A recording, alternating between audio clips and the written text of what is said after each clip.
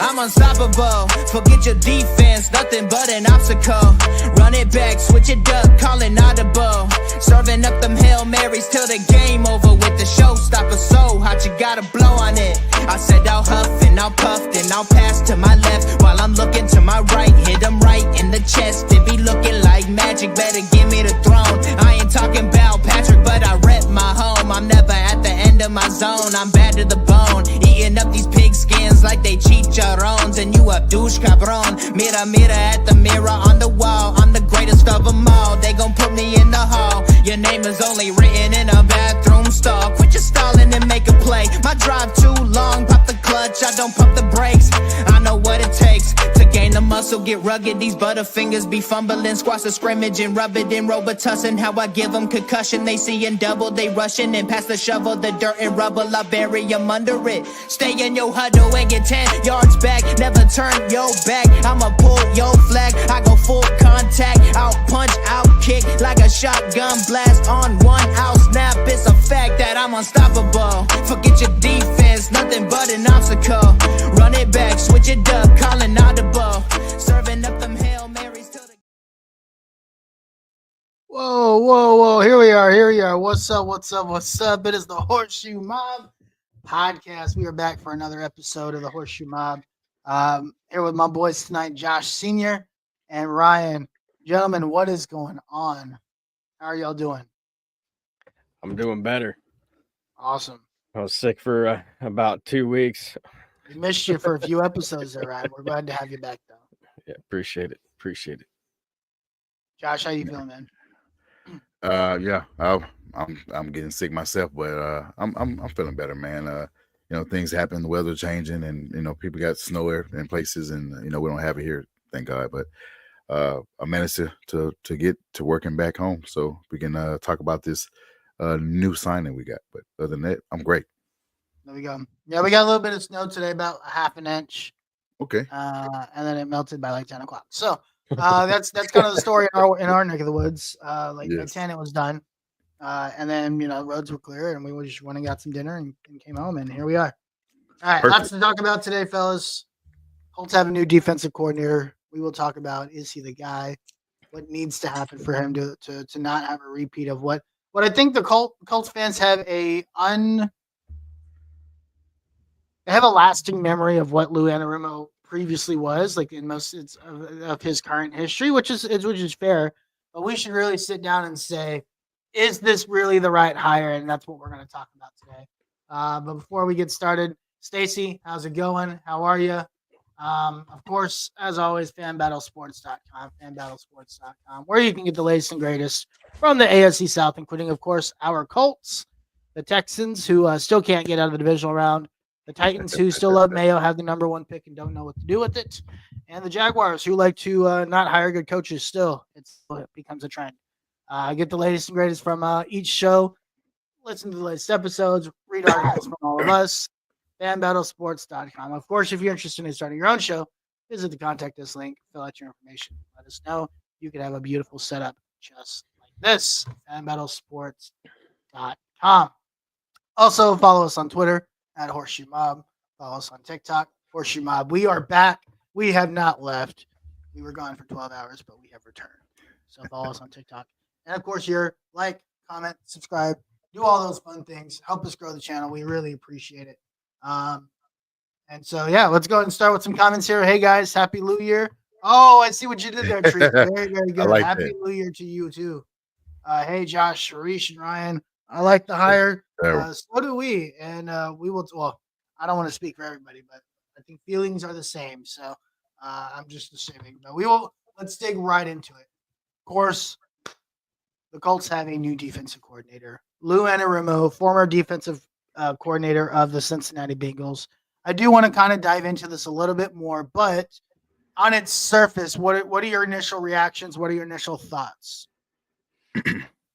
On the surface, it's I didn't really care for the hire to begin with, but then like any sports fan in the world, I did a little bit more research, and I was more inclined to say, let's give this guy a shot. Okay.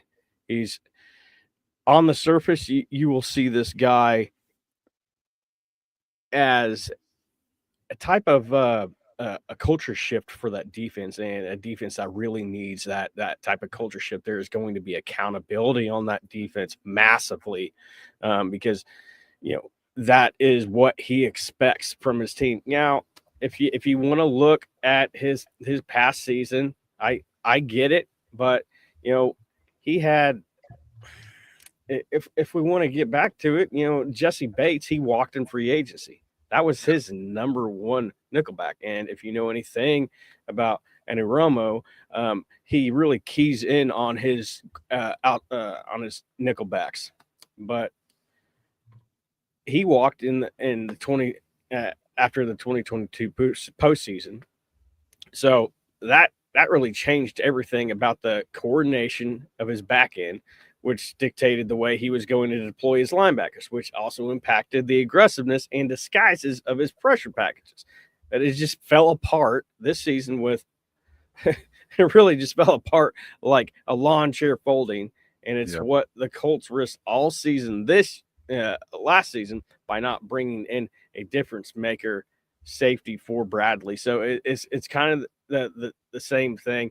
I mean, I could go on, but basically this is either going to be the same defense that he had last season if Ballard doesn't bring in the people that we know that he needs to bring in. He's going to have to fork over money and actually spend in free agency. If he doesn't, then this defense will end up being the same type of defense that we see right this season. Not Josh. I agree with what Ryan said. I mean, initially, we all thought about Dennis Allen on top of all this, for as being the top, DC guy to replace Gus Bradley. But I also had reserved, thoughts about Lou being on there. I think I mentioned that on the previous episode for us Lou and what he did with the Bengals and his defense, how they perform against top quarterbacks and in their percentages. I didn't break down that last week, but just the numbers speaks for itself. You lose, Jesse Bates, his captain on defense. I think he lost Woozy, the cornerback, I think number 1 and number 2 cornerback, lost him to the Titans. And he had lost other players to injuries throughout the season that led to his, downfall as DC, in which, people say Gus Bradley was a scapegoat in the Indy. One could argue Lou was a scapegoat in Cincy. I mean, when things didn't go right, they went straight to him and let him go. It could be, what the saying is, one man's trash, the other man's treasure. It could be a treasure for us, getting him on our team. I don't want to overstate this, but we got to have the guys on our defense to support what he does for us being aggressive. Limit those elite quarterbacks to those low percentages. We got a quarterback in our division that is, really good at, dicing up the defense. You got one that's pretty much mid. He's making $230 million, but he is, he can't sling the ball. He just having issues, having 3 different quarterbacks. I mean, head coaches, soon to be 3 different head coaches once they sign a head coach, but just having a new DC after 3 years of the same zone defense, allowing chunk yards after chunk yards after chunk yards. Yeah, we always say, the defense was being, but don't, we don't break. But that defense was pretty ass. I don't care who we had on our defense, because Bradley allowed us to get cooked every Sunday, every Saturday, or every Thursday. And it was just pathetic to see a different voice on our defense. This is, something that we all should be thankful for. Yeah, absolutely. I think that's well said. I think there's a couple things to keep in mind here. Like, number one, don't let this past season cloud your judgment on Lou Anarumo, right? Josh already alluded to it. When your only defensive weapon is Trey Hendrickson, offenses don't have to worry about linebackers, having exotic blitzes. But he still did a lot of that stuff, right? There's even with the lack of personnel, Lou's going to bring in some different looks, coverage wise, linebacker blitzes, putting linebackers in different spaces. To me, when we made a defense coordinator hire, I think one of the big key things that I think Ballard would have to give in on is if I'm going to come in and be your DC and put my essentially career at risk because I don't know what's going to happen to you after this year, I get a say in the personnel. This is no longer you get a say in the personnel. I get a say in the personnel. And I think two things have changed here. Number one, this is a Shane Steichen hire. This is not a Chris Ballard hire. I think that's the most important thing to think about. This was a fully Shane Steichen hire, right? Chris Ballard was really hands-off in this process from what I've read. That's a good sign. Number two, it allows this person to come in and say, these guys aren't going to cut it. Like I think Latu and Kenny Moore are your two winners of this pickup, right? Latu is going to soar in this defense. I think Kenny Moore is going to as well, and I think Josh already alluded to it. And then personnel's got to change. Forget about accountability for a second, right? Accountability is second. Do we even have the right guys to run the scheme? Because the scheme is going to be completely different. And my answer right now is no. So I don't think we have the right guys. We have pieces, but I don't think we have the right guys. I think we need a more athletic safety. I think we need linebackers that can cover and move in space, which we don't have. And then I think you need a second defensive edge rusher that can help bring pressure off the edge. That's what this defense is about. If you look at the film, right? So I think there's still questions to be remain. I think Lou is the right hire. I think I'm not. He was third on my list of three, right? So I'm not disappointed at the hire. Obviously, I wanted Dennis Allen. I wanted Wink Martindale. I think and then Lou Anarumo was probably three, but there's no doubt that with the right pieces, Lou Anarumo can be successful. He was the key piece to the Bengals getting to the Super Bowl. People forget about that. That's only 2 years ago. Really, in 2 years ago at this time, the Bengals were playing in the AFC Championship against the Chiefs. And played the Rams. And spoiler alert, they beat them. They did. So yeah, I mean, I think this is a good hire on paper, but it's to me, it still comes down to Chris Ballard. Is he going to change? Is he going to allow for flexibility of money that's not his and actually utilize it? And that's what it really comes down to. He's going to be the one that allows this move to be either a bust or successful. Yeah. You don't get a guy, you don't get a guy that's, have that track record that he has. And then you say, hey, well, work with the guys that you have, on your staff. I'm not saying that, Sam Womack is not a good cornerback. I'm not saying Juju not. I'm not saying we already know what Kenny Moore is. I'm not saying Jalen Jones is not, but he can elevate those guys' game. We just got to add more guys on that back end. And like I said, linebackers as well, they know how to cover. The podcasters can't cover. They're just tacklers. We need guys that can cover a tight end and pretty much cover a running back as well on the flats. So I have a hot take. I don't think either podcasters will be back next year. I don't think you re-sign EJ, right? And right. I think they try to find a way out of Zaire's contract. They trade him away, do something. They're gonna try to get out of the those two are just not fast enough for this defense, and they just don't fit, right? They just don't fit the scheme. Damn, hell no, I don't want that job. Any of y'all want the Jags job? Although I'd probably be smarter than the Jags GM, I want nothing. My friend played with Lou last year in Cincy. Geno Stone, yeah. I mean, that's a good. Oh, yeah, that's. I mean, that'd be a good pickup. Having good pickup. The guy from the Jets, Reed. Is it Reed number 4? That safety. He might cost a lot. I haven't really. There's only like a handful of names in free agency that I've dug into that I'm interested in, and I don't remember Reed being one. I mean, if you really think about Anarumo's defenses, they are a very aggressive defense, and this is exactly what the Colts need because they ranked 26th in sacks and 22nd in pressure rate as a defense this past season. Under Bradley this season, the Colts typically rank near the bottom of the NFL in blitz rate as well. But the Bengals in 2024 were 12th in that category, even with all the missing pieces that they had this past season. In 2023, they ranked 14th. So if there's one thing you can expect from this DC is a more aggressive defense. But just like you said, do not dismiss what he did in 2022. They had a top 5 scoring defense, which included them being particularly good against the run. Another weakness that the Colts had this season. Correct. Finishing 5th in yards per carry allowed in that season.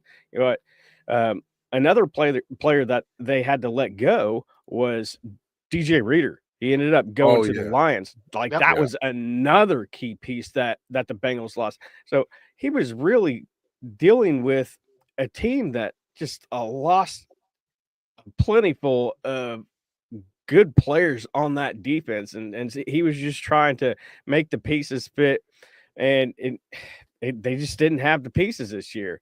But I'm kind of glad they didn't have the pieces, because otherwise he wouldn't be in this position to be taking this job. Yeah. Spoiler alert, Blue Nation. The guy that you named is definitely on my list. 100% on my list. 1,000%. Oh, Joseph Asai is 1,000% on this list.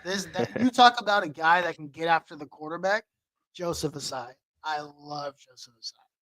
Not because it has nothing to do with the fact that he was a Longhorn, but it also does have to do with the fact that he fits this scheme perfect. Like what Joseph Osai brings on the edge is exactly what we need on the other side of Latu. Like you need a guy with speed, you need a guy that's going to get after the quarterback, and you need a guy that's going to put the offensive line at pressure points that they haven't experienced. Because if you can get that on both ends, then what you can do with your linebackers and what you can do with your coverage and disguising coverages completely changes. The key to this defense is great edge play, and Joseph Osai is 1,000% on that list of guys that I really want in this defense, and I'm hoping Anarumo knows that. Not that I have a say, but yes, somebody did. I would love Joseph Osai. I would love him. A fan did mention that there's a Trey coming in with the package. Trey Henderson. I was like, well, hey, that solves everything. Great. Cincinnati trading the guy for nothing. They're not trading him. He's not a free agent. And even if you do, what are you giving up to get that guy? Like you're gonna have to give up some firsts and seconds, and then you have to pay him on top of that. Probably an extension, right? Because I think he's only got. Is he a free agent? I think it's 2 more years. I think it's 2 more. So is it 26, 27? Yeah, he's a free agent next year. And he's 30, and by that time he'll be 32. Is that even worth it at that point? Like, if you were gonna get a guy like Trey Hendrickson, that like his last contract would have been that big contract. I don't know if you pay a 32-year-old more than $20 million. So that would be that's kind of insane. Yeah, I mean, I'm looking at it right now. Yeah, Anthony Walker, he's 29. He's gonna be 29. Yeah, 29. You got Aziz Al-Shair, he's 27. I like him. You got let's see, linebackers. Drew Tranquil from the Chiefs. He's 29. He's a UFA. Let's see some other ones. You know who would be good? Jordan Hicks. He's not bad. He's a UFA, but he's a little bit older too. That's really what you're going to be battling here. Quan Alexander. He's 30. He's a UFA. Yeah. What about Hassan Reddick? Is he going to be available? I know he just did. He didn't re-sign. He will be available. He will be available. He's currently listed as a free agent. The guy I really like on this list that I'm looking at free agents, Clavion Chason. I think would be excellent. The former Jaguars linebacker. He did pretty good. But I think Clavion plays in a 3-4 traditionally. I don't know how he translates to a 4-3. So you also have to think about like who's like good in coverage because you're going to need linebackers that are good in coverage. And I don't know Devondre Campbell maybe. I don't know. Like I'm kind of got to sit down and look at these guys because a lot of these guys are like, man, that's a really good linebacker, but they played majorly in a 3-4 defense. So Yeah, we got a lot of options. And you can go into the draft, like the Jahai Campbell from Alabama. Not because the Alabama guy, but he's pretty good as far as bringing pressure to the quarterback, and he's got a high motor like Latu. But he's a linebacker, so do you guys know the scheme that Anarumo runs? Like, are you guys familiar with the scheme? it's a 4-3. Yeah, So it is a 4-3. It is the base 4-3. I think the one thing that you probably Colts Nation, Blue Nation need to be like familiar with is it's an aggressive 4-3 defense, right? Right. It's not a pin your. It's not a it's a get to the pass rusher blitz. You're going to see a lot. You're not going to see a lot of blitzing, but you're going to see more blitzing. But on the back end, there's a lot of exotic coverages. We'll probably do a lot more cover shells like on the back end. What's the word I'm looking for? Disguising your coverages. Like you'll see a lot of that stuff, right? So there's a little bit more creativity in it, but it is a base 4-3, predicated around really I think 3 main positions: the edge, corners, and safeties. Like a dynamic safety is really important in this defense. You think like Jesse Bates, a guy like that is really important for the success of this defense. So that's kind of what you're looking at. Alrighty. Look out for Dre Greenlaw, by the way. What? Look out for Dre Greenlaw, by the way. He's the top free agent Greenlaw for linebackers. Yeah. Hey, I don't know. 49ers might not be able to afford him because they got to pay Purdy. If they're even wanting to do that, right? I mean, it's only his 3rd year, right? Yeah. Who, Purdy? I mean, they don't have to pay him. Well, I guess, you got to plan now, right? I mean, he's the last pick of the draft, so he's up for a contract. Next year, his worst year. He doesn't get a 5th-year option. So that's after next year they have to pay him. Oh, that's they could tag him, of course, but that's an expensive tag. Yeah, literally. But yeah, I mean, we'll see what happens. Now we'll talk a little about personnel. We've mentioned some names, in free agency already, right? Are there any guys in the draft as we look at like we think about what this defense is? Are there any guys in the draft, that look interesting to you? I'm gonna go ahead and start out with the safety from Georgia. Is Malachi Starks. Okay. I like that guy, and I think the cornerback from Notre Dame, who lost by the way, but the Xavier Watts. Yep, Xavier Watts would be great. I think Malachi Starks would be awesome. Andrew Makuba, the safety from Texas, like that's another guy that would be really good. Hard hitting, can cover a big chunk of the field. Like those, like that's if you look at those 3 guys, like those are like you need athletic freaks like that can move around on the field, tackle very well, play in coverage, play the ball in all sorts of different spaces. That's like your prototypical safety that you're looking at. Ryan, anybody else you can think of? I mean, not really. Those are really the top picks I would go after, but I would like to add, you're basically going to have to pick your poison.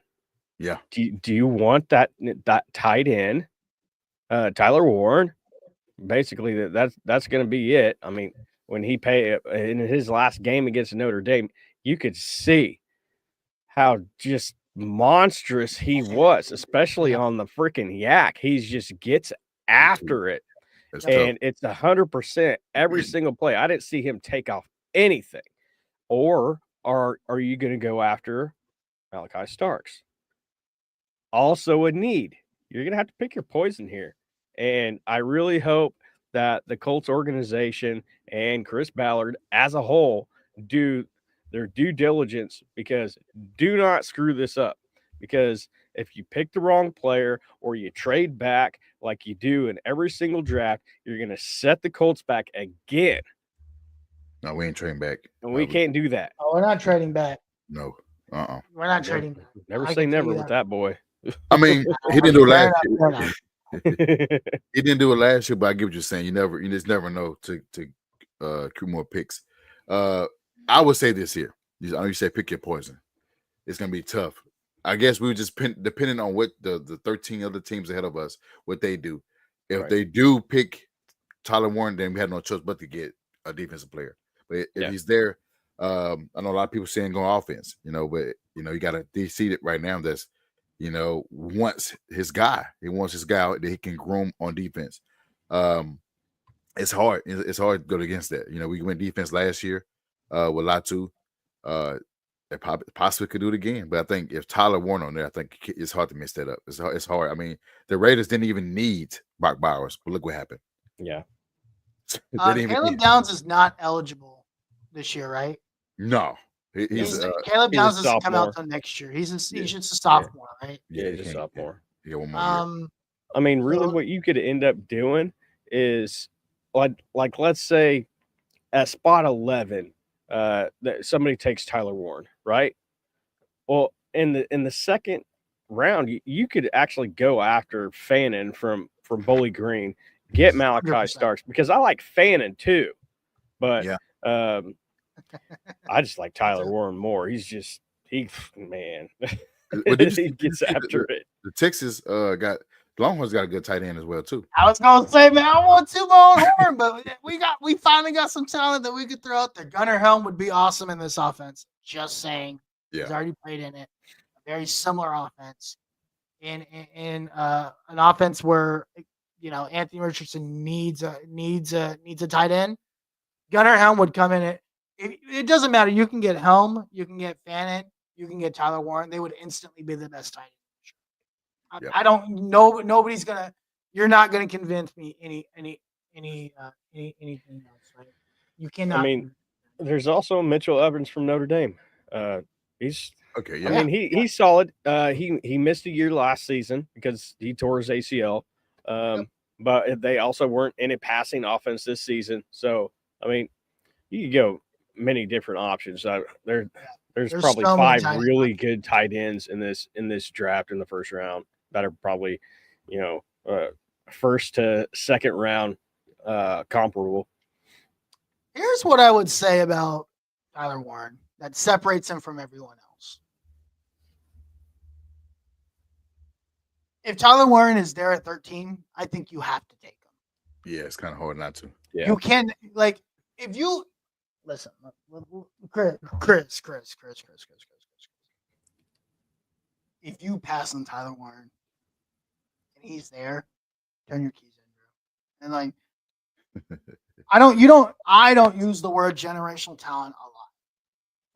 I think Tyler Warren is a generational talent. He is a generational tight end. That guy is insane. And he can do everything. He can run it, he can catch it, he can throw it, he can block.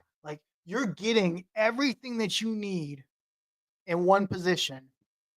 And you know what? You might even be able to get 2 tight ends in this draft, right? Because Harold Fannin can go in the second round. Gunnar Helm isn't going to go until the 4th round. Now we'll see how he tests, but he's currently projected to be like a 4th round pick. I would anticipate he goes day 2, which would be like 3rd round, in my opinion. Gunnar Helm's going to test really well because he's also very good. He's also very big. But you have to get Tyler Warren because you have to rebuild this tight end room because it's atrocious, right? So if Tyler Warren is there, that is the pick. I tried to fight against it for a long time. I just can't. It's tough, bro. I no longer can. It's tough, bro. We are so desperate at the tight end. And Anthony Richardson desperately needs somebody that he can just quickly hand the ball off to and throw to when he's in trouble. And he does not have that right now. So I think if Tyler Warren's there, you have to take Tyler Warren. But you can get Xavier Watts in the 2nd round. Probably get Andrew Makuba in the 3rd round. So there's a couple other guys out there at the safety position that you can take. Luke Lachey. Who does Luke Lachey play for? I'll pull it up. I can't remember who he plays for. And I'm gonna be honest with you, for like 95% of the season, I didn't think there was very good It's tight ends Iowa. in this class. I don't want Plays- anybody from an Iowa offense. Sorry. Oh man. And no offense, bro. I want nobody from an Iowa offense. Sorry. Hey, And then you hold on. I ain't mean to interrupt you, but didn't Dallas Clark come from Iowa? Even though he's on Bro, that defense? was in like 1922. Bro, this is like Oh my this is gosh. like 30 years later, man. What are we talking about?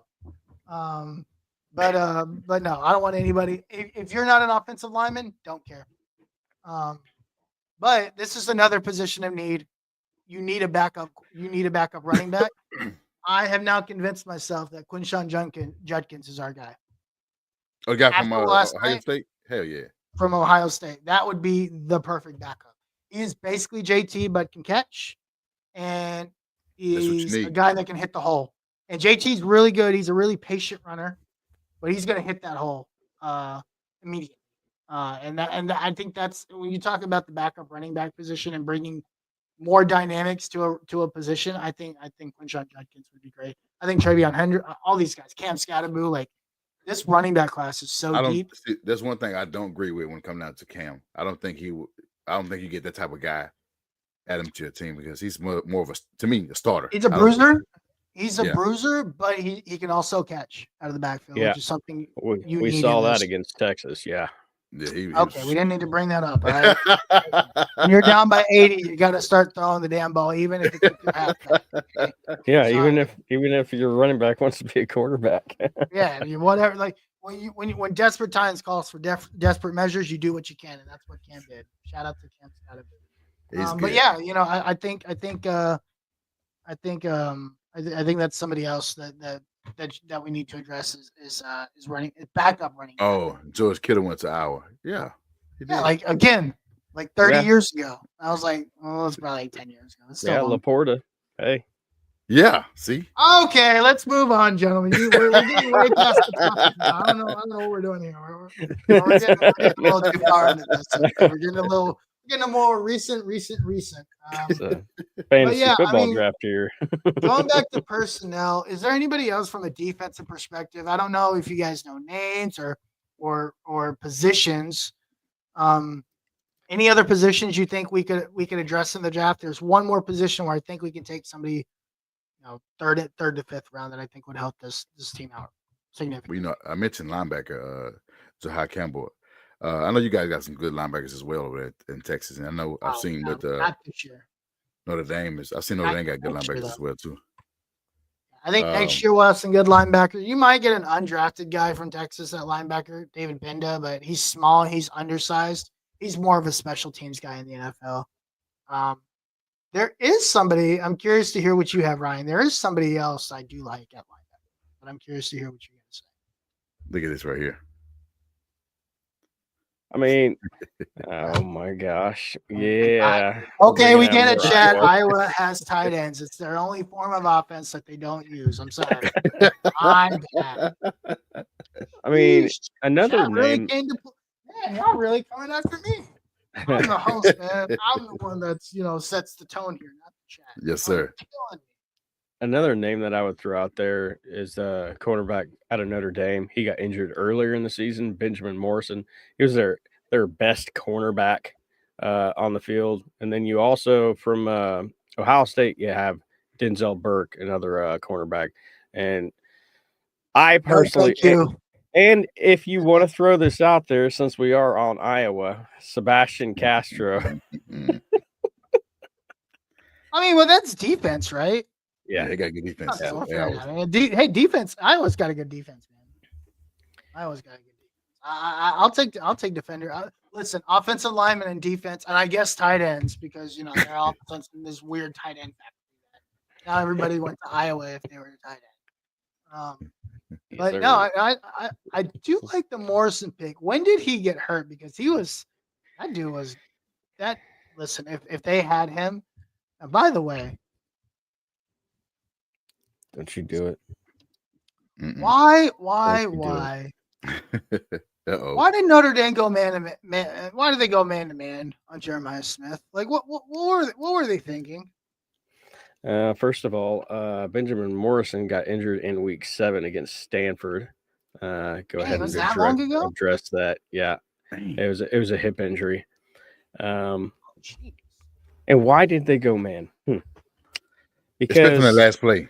Because Notre Dame had been having a hell of a time all game long trying to get to Will Howard. That was their biggest issue. That and they couldn't stop Quinshad Jepkins. Yeah, and, true. But here's the thing. I know both teams were beat up as the last game of the year, but when you have Xavier Watts hobbled, you have your best cornerback out, you have your best defensive lineman out, you have no offensive weapons besides Greathouse, who had been the most inconsistent wide receiver throughout the entire season. We never had a number 1 wide receiver. It was Faison, it was Greathouse, then it was Evans. You didn't know which one you were going to get. And then our greatest weapon of all, not Leonard, but Jeremiah Love,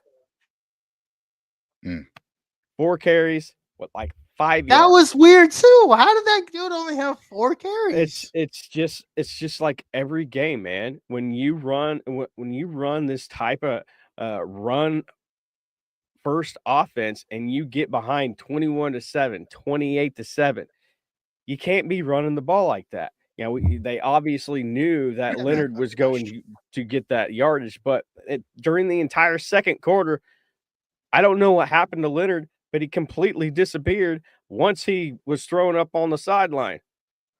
But yeah, because he ran the ball like 86 times on the first drive. It was 9 carries. Okay. 9.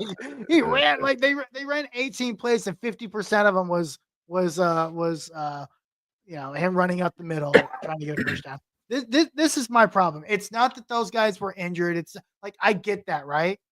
This is my problem. When you know what's gonna happen. You know what's gonna happen. 3rd and 11. And you give no safety help over the top. On a guy, by the way, I forget the guy's name, Gray, that's his name. He was terrible all game one-on-one on Jeremiah Love. Listen, if you bracket Jeremiah Love, you can shut him down. You know how I know that? Because I saw it with my own 2 eyes. One catch, 3 yards. I saw it for 60 minutes. Everybody thinks that Notre Dame is getting these 5-star blue chippers. They're not. It's a good consideration of their team was 3-star players.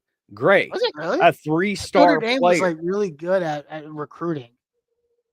Not when dude, we all know that the modern football in college right now is 100% y'all don't pay any money? NIL. If you don't pay them, they ain't gonna come. And start paying up, bro. And so with Notre Dame, if you look at the NIL collective, which I did earlier in the season, Notre Dame paid a little under $8 million, and we all know that Ohio State paid $20 million. You know, Ohio State had the depth, they had the players, they had the 5-star blue chip prospects. We all knew that it was going to be an uphill battle with Ohio State, and you couldn't have any mistakes, and everything had to flow seamlessly, and it just didn't happen. You know, I give it to Notre Dame for not having another great season national championship where they lost by 98,000 points and they climbed back, but in the end, it just wasn't enough, and it was never going to be enough unless Leonard just had Jesus throwing the football for him, because he's not an accurate passer. We saw it throughout the entire season. He never passed. He never had a single game where he passed for 250 yards. Like, if he can learn that this offseason, Notre Dame could be really good against it. Again, he's out. Also, by the way, do you mind sending Jaden Greathouse home? I'd really appreciate it. I would say this. I would say this too, is that we all knew this. We all knew that Ohio State had all the 5 stars, especially all from the transporter and all that, and so they was destined to win. It just depended on who they played, but they was destined to win in this game because they had all the 5 stars. Like Caleb, they only got all type. I mean, Jeremiah Smith, who is a freshman, they had the talent. They had the talent. It was up to Ryan Day and William Howard, and they made the plays to get to where they at, and ultimately win the game when they needed to. because that play was huge on 3rd and 11. Listen, if Steve Sarkisian doesn't run a toss sweep on 2nd down, Notre Dame's not playing Ohio State. They're playing Texas. And they would have But still lost. But I told They you, would I have told won you, that game. I told you no, that they would have still lost. But I told don't you know about that linebacker knew Quinn Ewers' tendencies. He knew that. I get what you're saying for as the play calling, but he knew Quinn Ewers' tendency because he played for Ohio State as well, so he knew. Anyway, I mean, I don't want to rip open my heart. Okay, let's just move on. I just have one more thing to say about Will Howard, and I'm going to be talking about it on my live stream tomorrow. But I just want to add this little tidbit. He is not a first-round pick, and anybody that says he's a first-round pick hell no. does not know ball. I've been seeing that everywhere today. And Me y'all, too. I don't know if the people that are commenting think he's a first-round pick. He's not a second-round pick. He's not a third-round pick. I saw him. I give him third round. Three I give him third and seasons. fourth round. I give him those two. I have him in the 4th round. I saw him for 3 seasons at K-State, and he made mistake after mistake after mistake. Same mistakes. He never learned. He has the Peyton Manning feet, but the big difference between Peyton Manning and him is he gets scared in the pocket.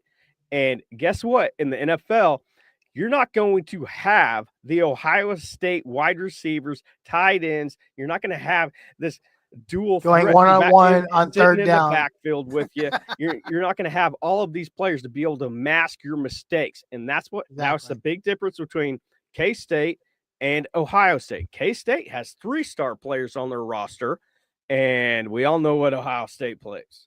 Yeah, $20 million. Thank you. For I 100% agree. I don't think. Listen, Will Howard is not that good. I watched Will Howard for 3 years at hell. My team beat Will Howard 4 times in 3 years. I know how he's not that good. And the last time it took a miracle when they played a backup quarterback to do it. Right? Like, listen. right. But here's the thing. Quarterback is such a valuable position in the NFL. Somebody's going to jump. And a run like Will Howard had is going to make him jump. Now, how high Jaguars, is what's going to be important. You know who else jumped up like that I didn't think that was that good? Bo Nix. But he ended up being really good. Bo Nix took a huge jump. And Bo Nix and Will Howard kind of have the same profile where Bo Nix didn't do diddly squat at Auburn. He goes to Oregon where he has all his talent. He looked really good. Oh, yeah. And all of a sudden, he shoots up draft. Well, Bo Nix also at Denver has an incredible quarterback guru as a coach. So that's what I'm was saying. perfect. So it's gonna be based off of where he ends up going. Yeah. If he ends up in the wrong situation. I hope he goes to the Titans. Me too. Hey, number 1 pick. Go for it. Will Howard. Go to the Titans. Yeah. Will Howard. We got really off topic there. Josh, you had a quick thought. You asked a question. You said you had a thought. Oh no, like I said, I mean I get that 3rd or 4th round, but not first round. He's not a first round quarterback at all. Yeah, I would agree with that. I think people need to calm down. But he's going to have draft boards. That's just the nature of the reality. That's the world that we live in. Speaking of flying up draft boards, we would like somebody to throw up a draft board. Okay, I don't know what I was trying to do. But Anthony Richardson starts working with Chris Hess. For those of you guys that don't know Chris Hess, let me put it very simply to you. Chris Hess is the same quarterback specialist that worked fundamentals for Josh Allen. You guys know we do it. Did it in the draft. Anthony Richardson is most compared to Josh Allen. If you think back to Sunday's game, that deep ball that Josh Allen throws on a dime, I think on a 3rd down, like that's what we know Anthony Richardson can do. But if you think about some of the throws Josh Allen makes in the intermediate and short game, this is where Anthony Richardson really needs some help. And it's not like you can't get the ball there. Like getting the ball there is one issue. It's more about his footwork, his fundamentals, So, what do you guys think about Chris Hess, and how do you guys think it will help or hurt Anthony Richardson? We'll start with you. I mean, if you really want to dive into it a little bit, Josh Allen, his first season, he completed 53% of his passes. Second season, 58% of his passes. And really, Anthony Richardson, he's a little bit lower than that. But he obviously needs to have more touch on his passes when it comes to the intermediate and the short passes. But I look at it like this: that the big thing with Anthony Richardson, and it has been well documented through Indianapolis. I'm not sure. I'm going to have to see if he's actually going to put in the work, because I don't believe, like, you have Buckner calling him out, saying that certain people need to be acting a certain way, need to be playing a certain way, need to be putting in more effort. I don't think that Anthony Richardson is part of the mold that we're used to. When it came to Andrew Luck, John Gruden has said this plenty of times. He was the perfect quarterback. He came into the league, and the first thing he asked was, "I want to see some tape of the Texans defense," because at the time the Texans defense was a vaunted front seven, and that he wanted to study. And the same thing with Peyton Manning. They were study worms, like they studied nonstop. And I'm obviously not in that building, but I have seen their first 2 years, probably a year and a half of play. I'm not sure he's doing that, and I'm not sure that he's progressing the way the organization is expecting him to. And we're obviously not there in the off season and during those workouts or whatnot, but is he actually working? And I don't know. I hope that working with Chris Hess is going to help things out, because obviously it helped out Josh Allen tremendously. Like, he wouldn't be the quarterback who he is today without his help. But he's going to have to put his head to the grinding stone and just work relentlessly, because if there's one thing that I have predicted since the season ended, the Colts are going to bring in competition at that quarterback position. And it's not going to be a Joe Flacco type where you got 15 plus years of experience. It's not going to be somebody like that. It's going to be somebody that's going to either push Anthony Richardson to the brink, or it's going to be this type of sink or swim situation. Josh. I agree. A lot of what Ryan said is pretty much what I was going to say. He just had to put the work. He had to put the work in. Just can't, and a lot of Chris Ballard said, a lot of guys that came back last year, a lot of guys were complacent. They knew they had the job. Where they gave him the starting job the past 2 seasons, and they gave him the C on his chest as a captain. And did he earn it? It was given to him, but did he earn it? Yeah, he beat out Gardner Minshew. Yeah, he beat out Flacco.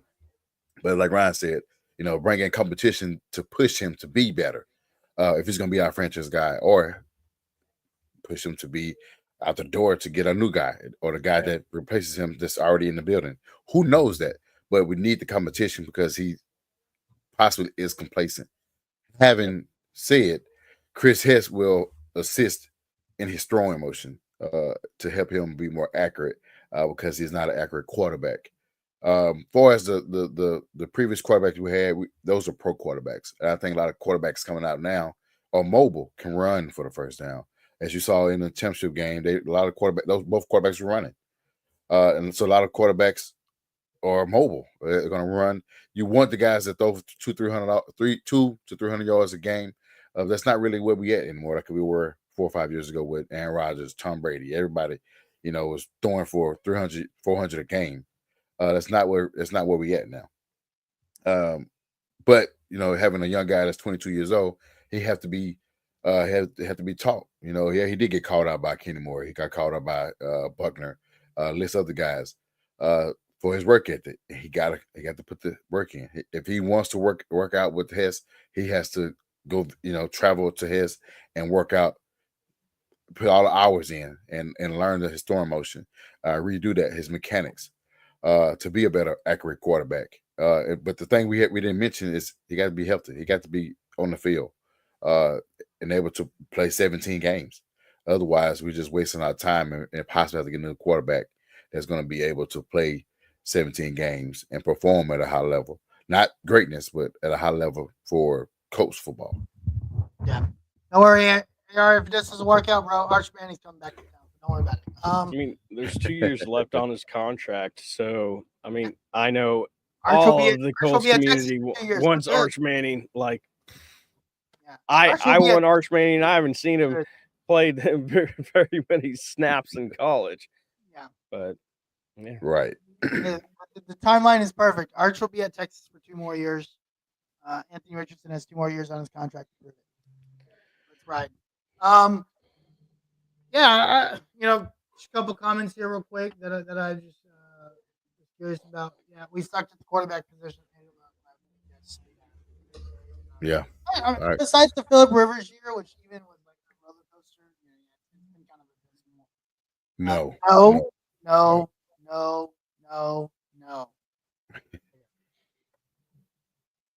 I would say I this. would not be upset at Justin Fields.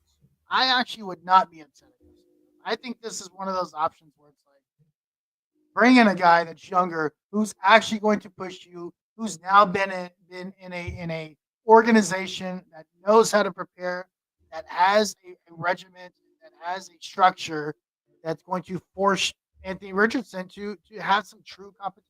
I think Justin Fields is going to challenge Anthony Richardson Right. at the right level and teach him how to be a pro because he's kind of thrown in this damn situation vaguely, right? I mean, obviously it was a mid-round pick, but I think their stories are very, very similar. I think Justin Fields would be I think that might actually work out. I mean, that's a lot that you can use with him on the field. You can use it, like you said, last episode, use both quarterbacks on the field. Great show, guys. Thanks, Teresa. I called you, Josh. Yeah. Oh, you remembered. Yeah. See, Teresa, I didn't know. Oh, you remember this. But yeah, she did call. You did call Josh Chris last time. He was very upset. He was crying after the show. He was. Yes. We had to ship him some tissue. I think he's doing you are the man, Josh. And I want I will let you guys know how it goes. But I can let you know that there's a lot of excitement around the quarterback room at Texas. It's what we've been waiting for. No. If you want Anthony Richardson to learn how to throw interceptions, I'm all for it. I would say Tyrod Taylor. Man, he's a veteran with the same skill set. No, I'm too old. Listen, I'm done doing the old thing. I'm so done doing it. What about okay? This is not this name I'm throwing out there just because just talking shit. But for us pushing quarterback, and I know he's not the best, but I know he's somewhat though decent. Sam Howell. It's not No. Sam Howell's not going to push him. Sam Howell's terrible. If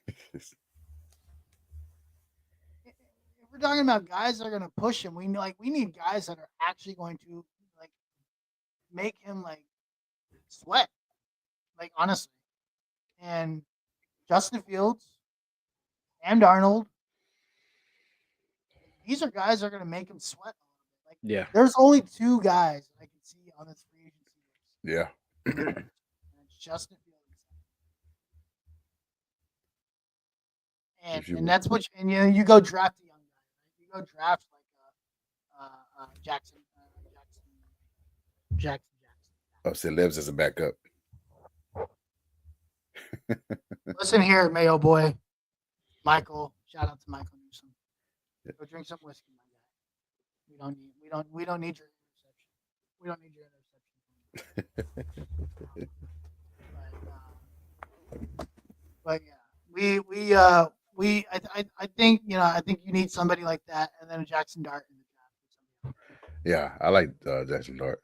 He definitely gonna push to start. Yeah. But I think just getting back mechanics wise, I think mechanics is fine. I think he needs to work on his mechanics. He needs to develop a softer touch, right? Like that's something he needs to develop. Josh Allen had to do it. Like throw with pace, but throw with touch at the same time. And it's something that's it's hard to do. I don't claim to be an expert at that, but you can even now, like when Josh throws those intermediate throws, you can tell that there's still that zip, but there's touch to it, right?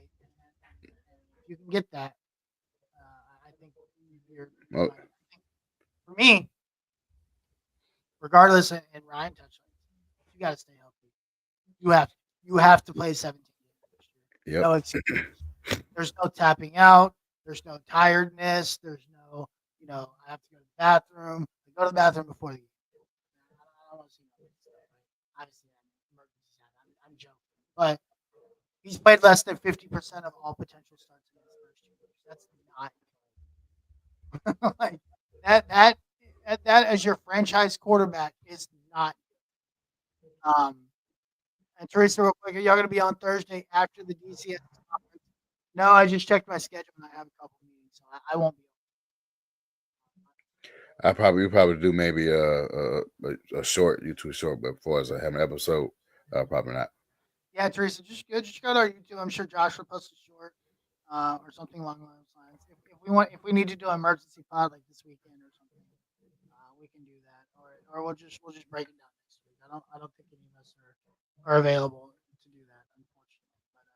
But hey, maybe one day if you subscribe to the channel, like and subscribe and comment, one day we will be able to cover that. Yeah. Yes, indeed. So, but yeah, keep an eye on our socials. I'm sure we'll put something. No, we do not. We'll head out. Sure. We do not have any plans. But all right, Josh, we appreciate you joining in. I think for Anthony Richardson, it's just got staying healthy. I can't really fathom him doing anything if he can't stay healthy. I don't care. I can't hear you. I can't really fathom him doing anything if he can't stay healthy. Yes, that's first and foremost. You got to stay healthy in order to put that work in. That's where the results going to come in at. If not, we're just wasting our time. He wasting his, he wasting our time, and possibly have to move on and get a different quarterback. Yeah, and he's got to put in the work. Like you can't have your franchise. Listen, whether you're 20 or 200, right? This is the position that you're in. This is the position that you were given, and this is the position you have to live up. You have to live up to being criticized for every little thing. You are the franchise quarterback for an NFL franchise, biggest sport in the nation, with one of the more well-known franchises out there, that has one of the most iconic quarterbacks in the history of the league. You can't come in here tapping out of games because you're tired. Like that just doesn't. It's not going to work. And this organization will move on from you. You look at Carson Wentz. They traded first round picks and got rid of him after a Jaguars. Like they will. This organization will move on from you. So it's really the ball's really in Anthony. I'm not saying I don't believe in him. I'm not saying I do believe in him. Right now, if you're asking me honestly, like I'm 50-50 on him. I'm not for him. I'm not against him. But I think there's still upside. I can see the upside. I see the moments. I need to see some consistency. I need to see you play. I need to see you do some things that for more than 1 quarter a game. Like that's unacceptable to me. This doesn't help this team. So I think that's where I'm at with Anthony Richardson. But yeah, I think it's exciting that he's taking steps. And we'll see how serious he can be. All right, gentlemen, that is all the stuff. What you got, Josh? I got nothing but support for the team.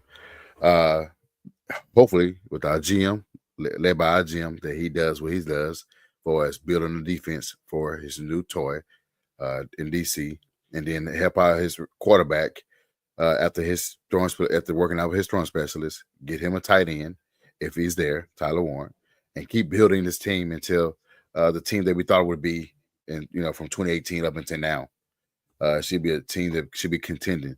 Not saying it's win the Super Bowl, but be in that contention with like the Bengals or the Bills or every year.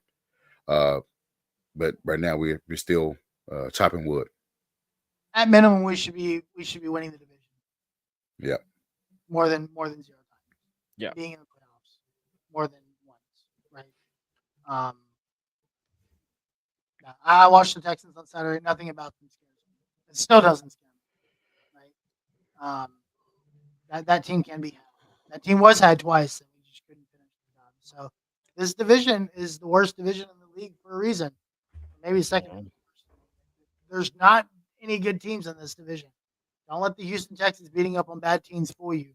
Every team they played that was a playoff contender, they got beat. So we're not that far behind Houston. But it also doesn't take you 9 years to build a team. I'm sorry. I don't care what anybody tells me. The Commanders did it in 8 months. That's Right. 1 year. They did it in 8 months. And I they don't still care got if they got a new owner. I don't care what they did. They did it in 8 months. and they still got $93 million in cap next year. And Jaden Daniels is just Yes, sir. so take with that what you will. The Detroit Lions turned around in 2 years. They still suck, but yeah. I mean, 15-2, 14 and whatever the hell they won. 14-3 is a hell of a lot. I'm sorry. That quarterback sucks. I'm not the team. I'm sorry. The quarterback sucks. Throwing 5 picks. That's debatable. We can have a debate. Yeah. Their quarterback had a bad game. I would agree to it. I'm not going to say that. He's played very well. Like, you don't go 14-3 and say, yeah, when that quarterback is thrown for over 4,000 yards. I get credit with it too. And they beat some very good teams. It's not like they beat a bunch of scrubs. Yeah. So, but that's neither here nor there. Gentlemen, any final thoughts for the night as we get out? None for me. All right. Josh, wrap it up. Where can the people find you? You can find me here every Tuesday at 9:30 Eastern time. I don't know what the Monday shows coming back or not, but you'll find me on the main podcast whenever we restart that next year. And Ryan, where can we find you? You can find me Hot Zone Sports on all social medias. If you want to follow my my Twitter, which is my personal Twitter, it's HZS Ryan Van Dever.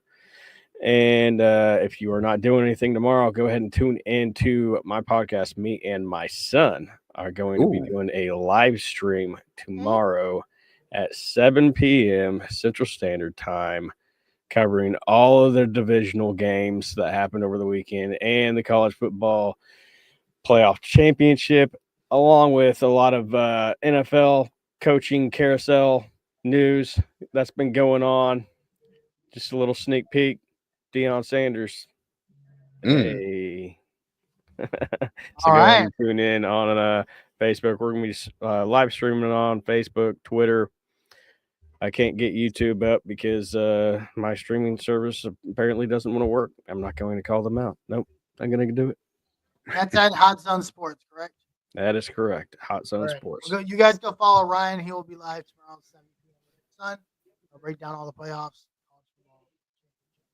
Of course, you guys can find me at the Uncle Gandhi every weekend. What am I even talking about? You can follow me at the Uncle Gandhi on Twitter. Of course, I'm here every Tuesday with the boys. Every Thursday, Texas Longhorns fan battle. Follow us there as well. And yeah, we're in the bulk of the off season. I think we'll be taking a break. Is it starting this weekend? Right, starting next week. We will be gone for the next 4 to 6 weeks. Right, the Super Bowl. We might do an episode after the Super Bowl, but then we're going to break, and then we will be back beginning March, getting ready for draft season. Yes. Big draft. Big draft. Get your raw scores ready. 9.0 and below is unacceptable. Get your raw scores ready. We will be back. I agree. Ryan.